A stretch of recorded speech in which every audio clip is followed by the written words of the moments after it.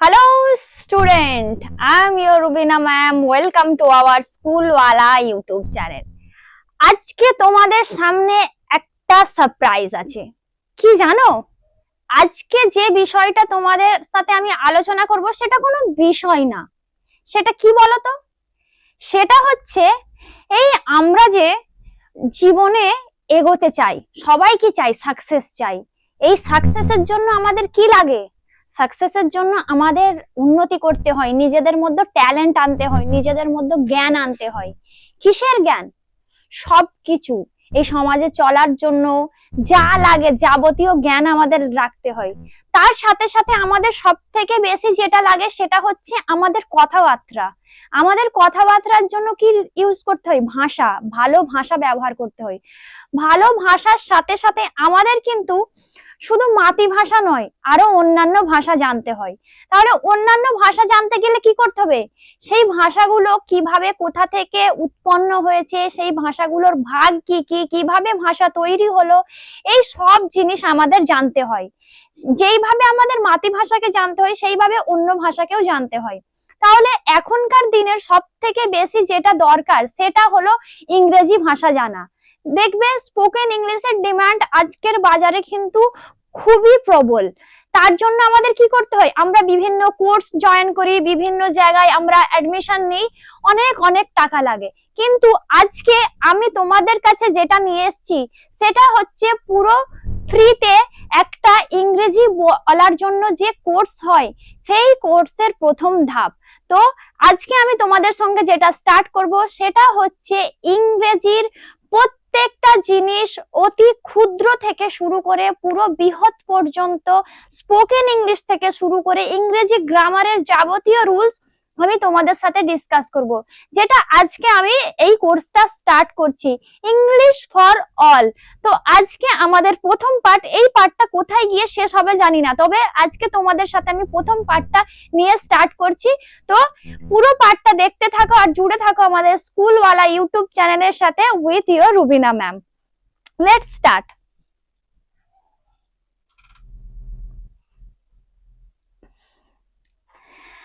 দেখো, তোমরা জানো তো ইংরেজি জানতে গেলে প্রথম আমাদের কি জানতে হবে?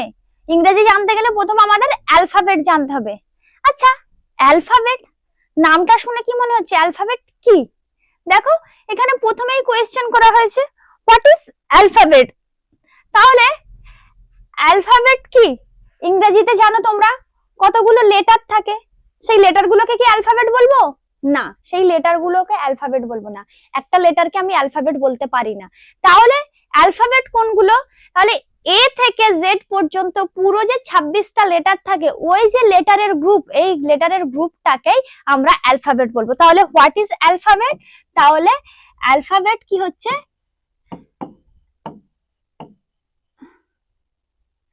Alphabet is a group of 26, এটা আমি ব্র্যাকেটে রাখছি, গ্রুপ অফ লেটার্স। তাহলে এটা হচ্ছে আমাদের অ্যালফাবেট। তাহলে অ্যালফাবেট কাকে বলছি? এই যে 26টা লেটার আছে এর পুরো যে গ্রুপটা, এই গ্রুপটাকে আমি অ্যালফাবেট বলছি। তাহলে এ টু জেড। তাহলে এ টু জেড আমাদের যা লেটার আছে প্রত্যেকটাকে একসাথে আমরা বলবো কি? অ্যালফাবেট। ঠিক আছে? তাহলে এই অ্যালফাবেট ছাড়া আমরা কি কোনো সেন্টেন্স বানাতে পারবো বা কোনো ওয়ার্ড বানাতে পারবো? পারবো না। এই একটা একটা লেটার বসে কিন্তু আমাদের ওয়ার্ড একটা গঠিত হবে, ওই ওয়ার্ড গুলোই একটা একটা গঠিত হয়ে আমাদের সেন্টেন্স গঠিত হবে। যেই সেন্টেন্স আমরা কি করব? দৈনন্দিন জীবনে আমাদের কথা বলার কাজে লাগাবো। তাহলে আমাদের প্রথম তাহলে কি লাগছে? অ্যালফাবেট লাগছে। তাই আজকে কিন্তু আমরা একদম বেসিক থেকে পুরো শুরু করছি, একদম বেসিক টু অ্যাডভান্স। তোমরা কিন্তু যাবতীয় জিনিস এখানে পেয়ে যাবে। ঠিক আছে? তাহলে অ্যালফাবেট আমি জেনে গেলাম। এবার এই অ্যালফাবেট এর থেকে জেড পর্যন্ত অ্যালফাবেট আছে। দেখো, এখানে একটা কোয়েশ্চেন করা হয়েছে, how many letters in alphabet. তাহলে আমি বলে দিলাম, দেখো 26টা লেটার। তাহলে কটা লেটার অ্যালফাবেটে থাকে? 26 লেটার্স। তাহলে 26 লেটার্স থাকে অ্যালফাবেটে। এবার দেখো আবার একটা কোয়েশ্চেন করা হয়েছে, how many types of alphabet. দেখো লেটার তো 26টা আমরা জানলাম, এবার এই অ্যালফাবেটকে আবার বলা হচ্ছে কতগুলো ভাগে ভাগ করা যায়। এই অ্যালফাবেটকে কতগুলো ভাগে ভাগ করা যায় বলতে পারবে তোমরা? এই অ্যালফাবেটকে আমরা আবার কি করতে পারি, দুভাগে ভাগ করতে পারি। ঠিক আছে, মেনলি একে আমরা দুভাগে ভাগ করতে পারি। একটা কি, একটা হচ্ছে প্রথম ভাওয়েল, আর সেকেন্ড কি, সেকেন্ড হচ্ছে কনসোন্যান্ট। তাহলে আমরা এই দুই ভাগে ভাগ করতে পারি, তাহলে ভাওয়েল আর কনসোন্যান্ট। এই ভাওয়েল আর কনসোন্যান্ট ছাড়া আমরা কিন্তু অ্যালফাবেটের আরেকটা ভাগ পাই, সেটা হচ্ছে মাইনর ভাগ। ঠিক আছে, এই ভাগটাকে আমরা আবার কি বলতে পারি, এটাকে আমরা আরেকটা ভাগে ভাগ করতে পারি, যেটা হচ্ছে সেমি ভাওয়েল। ঠিক আছে, তাহলে আমরা টোটাল কটা ভাগ পেলাম, টোটাল আমরা তিনটে ভাগ পেলাম, মেনলি ভাওয়েল আর কনসোন্যান্ট, এটা সেমি ভাওয়েল। এবার সেমি ভাওয়েল নামটা শুনে কি মনে হচ্ছে, সেমি আবার ভাওয়েল, সেটা আমরা পরে জানি। ঠিক আছে, আপাতত এই পর্যন্ত ক্লিয়ার? এই পর্যন্ত কোনো ডাউট নেই তো? চলো দেখো এবার এইখানে দেওয়া আছে, তাহলে হোয়াট ইজ ভাওয়েল। ভাওয়েল তো জানলাম, কনসোন্যান্ট জানলাম, এবার ভাওয়েল কাকে বলবো? তাহলে দেখো আমাদের এইখানে এ ই আই ও ইউ, ঠিক আছে, তাহলে এই যে পাঁচটা, এই পাঁচটাকে আমরা কি বলবো, এই পাঁচটাকে বলবো আমরা ভাওয়েল। তাহলে ইংরেজির যে 26টা লেটার আছে, সেই 26টা লেটারের মধ্যে এই পাঁচটাকে আমরা কি বলবো, এই পাঁচটাকে আমরা বলবো ভাওয়েল। এবার এই পাঁচটা ছাড়া বি সি ডি এফ, এই যে বাকি এবার থাকবে, বাকি যেগুলো পড়ে রয়েছে এগুলোকে আমরা কি বলবো, এগুলোকে আমরা বলবো কনসোন্যান্ট। ঠিক আছে, তাহলে এগুলোকে আমরা কনসোন্যান্ট বলবো। তাহলে আমরা তো ওখানে দেখলাম আরেকটা ভাগ ছিল না, সেমি ভাওয়েল বলে একটা ছিল, তাহলে ওই সেমি ভাওয়েলটা কি, 26টা লেটারের মধ্যে পাঁচটা তো পেয়ে গেলাম ভাওয়েল, আর বাকি যেগুলো পড়ে থাকলো কনসোন্যান্ট। তাহলে আবার সেমি ভাওয়েলটা কি, এবার সেমি ভাওয়েলটা কোনটা পড়বো, তাহলে সেমি ভাওয়েল কিন্তু এই কনসোন্যান্টের মধ্যেই যে ওয়ার্ড আছে ডাব্লিউ আর ওয়াই, এই দুটোকে আমরা কি বলবো, এই দুটোকে আমরা বলবো সেমি ভাওয়েল। সেমি ভাওয়েলকে আমরা কেন বলবো, দেখো তাহলে আমরা এখানে ভাওয়েল পেলাম, এখানে আমরা কনসোন্যান্ট পেলাম, এই দেখো এইখানে আমরা কি পেলাম, সেমি ভাওয়েল পেলাম। সেমি ভাওয়েলকে কেন বলবো আমরা, সেমি ভাওয়েল বলবো কারণ ডাব্লিউ আর ওয়াই যখন কি বসবে, যখন আমি বাংলায় লিখছি তোমাদের বোঝার সুবিধার্থে, ঠিক আছে, মাঝে বা শেষে বসে, তখন কিসের মতো কাজ করে, তখন ভাওয়েলের মতো কাজ করে, তখন ভাওয়েলের মতো কাজ করে। ঠিক আছে, তাই এটাকে সেমি ভাওয়েল বলে। আর এই ডাব্লিউ আর ওয়াই যখন শুরুতে বসবে, ঠিক আছে, যখন শুরুতে বসবে, শুরুতে বসলে কার মতো কাজ করে, কনসোন্যান্টের মতো। একটা এক্সাম্পল দিই, দেখো ডাব্লিউ এর এক্সাম্পল প্রথম দিই, দেখো টি ডাব্লিউ ও, টু কোথায় বসছে, মাঝে বসছে, তার মানে এটা কি ভাওয়েল হিসেবে কাজ করছে, তাহলে এটা কি হিসেবে কাজ করছে, ভাওয়েল হিসেবে কাজ করছে। আবার যদি আমি এক্সাম্পল দিই কাউ, দেখো কোথায় বসছে, শেষে বসছে, তার মানে এটা কি হিসেবে কাজ করছে, ভাওয়েল হিসেবে কাজ করছে। এবার শুরুতে দিই, দেখো ওয়াইফ শুরুতে আছে, শুরুতে থাকলে কিসের মতো কাজ করবে, কনসোন্যান্টের মতো। বুঝা গেল? তাহলে যখন শুরুতে বসবে তখন কনসোন্যান্টের মতো, আর যখন মাঝে বা শেষে বসবে তখন ভাওয়েলের মতো। ওই জন্য কিন্তু এটাকে পুরো ভাওয়েল আমরা বলছি না, কারণ এটা একবার কনসোন্যান্ট একবার ভাওয়েল, তাই একে আমরা বলছি সেমি ভাওয়েল। ক্লিয়ার?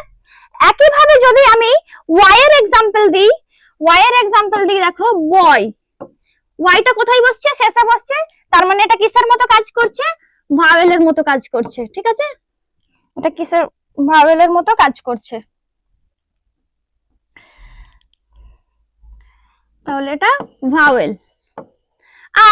যদি আমি বলি ইয়েস, দেখো শুরুতে বসছে, তার মানে কিসের মতো কাজ করছে এটা? এটা তখন কাজ করছে কনসোন্যান্টের মতো, ঠিক আছে? তাহলে এটা কনসোন্যান্টের মতো কাজ করছে। তাহলে একই শব্দ যখন ভাওয়েলও হতে পারে আবার কনসোন্যান্টও হতে পারে, তখন তাকে আমরা কি বলছি? Semi vowel. বোঝা গেল? তাহলে আমরা কি দেখলাম যে লেটার গুলো একসাথে যখন একগুচ্ছ অবস্থায় তাকে আমরা একটা আলাদা নামে ডাকছি। কি নামে ডাকছি? অ্যালফাবেট নামে ডাকছি। আবার যখন ওই লেটারের কিছু অংশ, যেমন এই পাঁচটা, দেখো এটাকে আবার কি নামে ডাকছি? ভাওয়েল নামে ডাকছি। তাহলে কি আবার বাকি যে পুরো অংশ, এই পাঁচটা বাদে যে টোটাল পড়ে রয়েছে বাকি যে 21টা, ওই 21টাকে আমরা কি বলছি? কনসোন্যান্ট হিসেবে। তাহলে কি ভাওয়েল 5টা, ঠিক আছে? 5টা হচ্ছে ভাওয়েল। আর কনসোন্যান্ট কটা? কনসোন্যান্ট হচ্ছে 21টা। আর সেমি ভাওয়েল কটা? সেমি ভাওয়েল হচ্ছে 2টো। সেমি ভাওয়েলটা কিন্তু কনসোন্যান্টের মধ্যেই পড়ছে। এই যে 21টা আছে, এই 21টার মধ্যেই কিন্তু সেমি ভাওয়েল চলে আসছে। সেমি ভাওয়েলকে কেন বলা হচ্ছে? কারণ এটা এক সময় কনসোন্যান্ট আবার এক সময় ভাওয়েল, দুভাবেই কাজ করছে, সেই জন্য আমরা একে সেমি ভাওয়েল বলছি। ওকে, তাহলে বোঝা গেল? তাহলে আমাদের যে বেসিক আমরা যে ওয়ার্ড তৈরি করব, সেই ওয়ার্ড তৈরি করতে গেলে আমাদের কি লাগবে সেটা আজকে আমরা দেখলাম।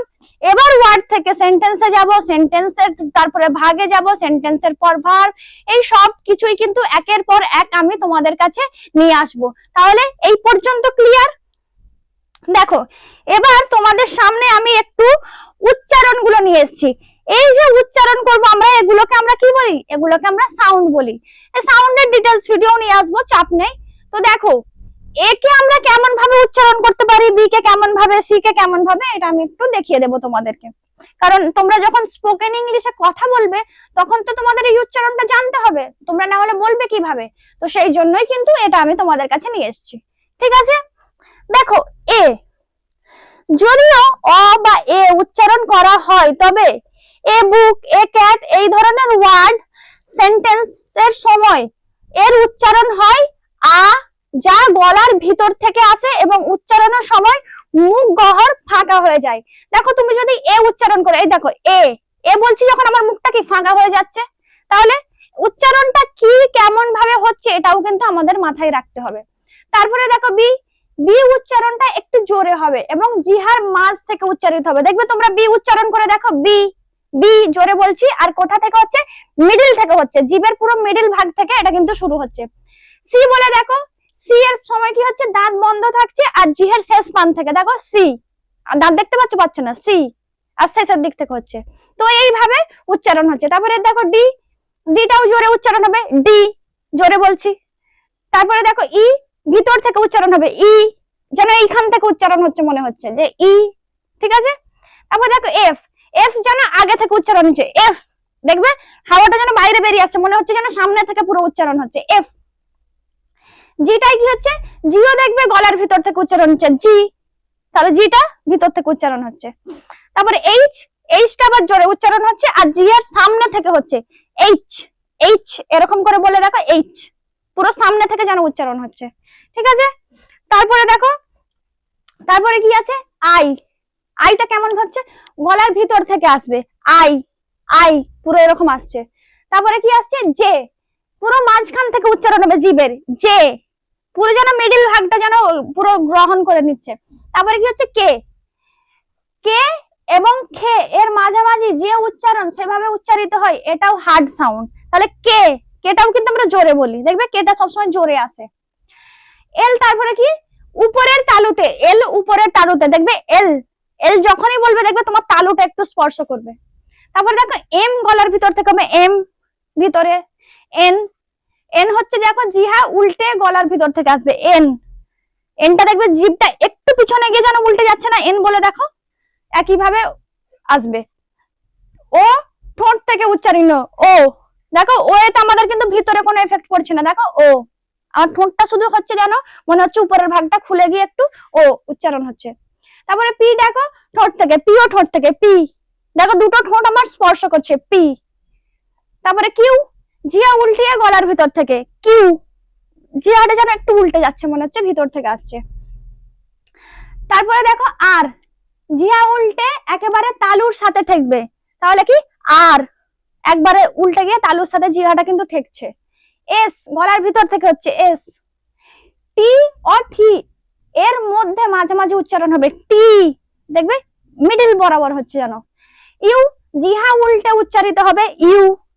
তারপরে ভি, ভি ডি ও বি এর মাঝামাঝি উচ্চারণ হয় ভি।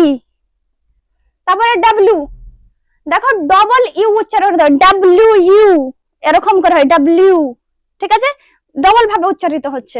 তারপরে দেখো এক্স, জিহার মাঝ থেকে উচ্চারিত হচ্ছে এক্স, পুরো মিডিলটা যেমন জিভটা যেন বার হয়ে যাচ্ছে এক্স, ভিতরে দিকটাই জিভটা দেখবে, উচ্চারণ করে দেখো বুঝতে পারবে তোমরা।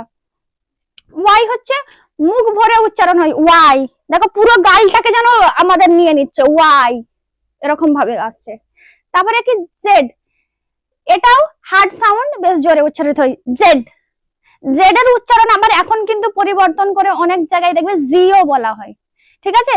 তাহলে এই উচ্চারণগুলো মোটামুটি তোমাদের স্পোকেন ইংলিশের ক্ষেত্রে লাগতে পারে, তাই এই উচ্চারণগুলোর প্রতি একটু নজর দেবে, ঠিক আছে। তাহলে আজকে আমরা কি কি শিখলাম? আজকে আমরা শিখলাম অ্যালফাবেট কাকে বলে, অ্যালফাবেট কি, অ্যালফাবেট কি নিয়ে গঠিত, অ্যালফাবেটের পর আমরা কি শিখলাম, তারপরে ভাওয়েল শিখলাম, কনসোনেন্ট শিখলাম, তারপরে কি শিখলাম সেমি ভাওয়েল শিখলাম, ভাওয়েল কোনগুলো, কনসোনেন্ট কোনগুলো, আর সেমি ভাওয়েল কোনগুলো, সেমি ভাওয়েলকে কেন সেমি ভাওয়েল বলা হয়, আর কি শিখলাম, আর শিখলাম এ থেকে জেড পর্যন্ত যে টোটাল লেটার আছে, টোটাল যে অ্যালফাবেট আছে, ওই অ্যালফাবেট গুলো উচ্চারণ কেমন কেমন হয়। তাহলে এই পর্যন্তই আজকে থাক, কারণ প্রথম দিনে বেশি দিলে মাথায় চাপ হয়ে যাবে, তাই বেসিক থেকে শুরু করলাম তোমাদের জন্য, পুরো একদম বেসিক কোর্স। তোমরা কিন্তু অবশ্যই মন দিয়ে বুঝতে পেরেছো, আর যদি না বুঝে থাকো তোমরা কিন্তু কমেন্ট সেকশনে জানাবে। যদি ভিডিওটি ভালো লেগে থাকে লাইক করবে, আর বন্ধুদের সাথে শেয়ার করতে ভুলবে না। ভিডিওটি পুরো দেখার জন্য থ্যাংক ইউ সো মাচ।